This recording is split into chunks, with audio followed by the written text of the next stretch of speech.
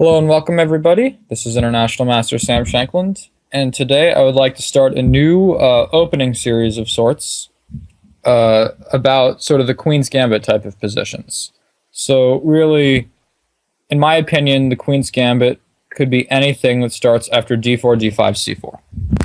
So there's a few things I'm not going to cover. I don't foresee myself looking at the Albin counter Gambit with e5. Just sort of a frivolous attempt to avoid opening theory and get to a strange position, but it's just not very good. I'm probably not going to look at moves like knight f6 or bishop f5, which are objectively bad and certainly not mainstream. But I'm going to take a look at e6, which is sort of the Queen's Gambit declined, c6, which is the very famous Slav defense, and my personal favorite is black, and the Queen's Gambit accepted with d takes c4. So, for now, I'm going to start out with the Slav defense, if for no other reason, because it's what I know best.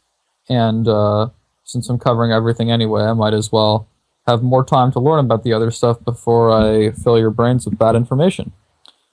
So, d4, d5, c4, c6.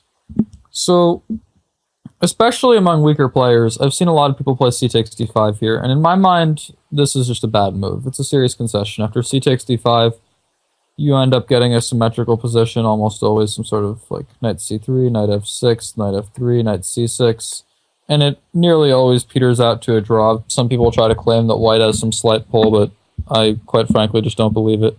I've had some strong players play the Exchange Slav against me, including a couple grandmasters, and nobody's ever beaten me.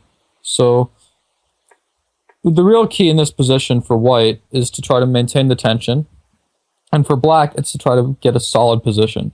So if you think about it, at the moment, there's one thing that's really favoring white and one thing that's really favoring black.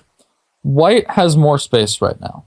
In particular, the knight coming to c3 is possible, while black doesn't really have the option of putting his knight on c6. But black also has options of taking on c4 sometime and releasing the tension. So the main move here is knight to f3. Knight c3 has been played, but personally I'm having some trouble finding anything for white after dc4, because after e3, b5, a4, which is how white would treat this position if he had played knight f3, then here b4 wins an important tempo. The knight doesn't really have a good square, so knight b1 after bishop a6 or something.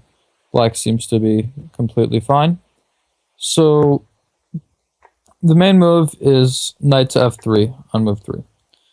So this makes some sense. White's developing his knight. If dc4 now after e3, I think white's in very good shape.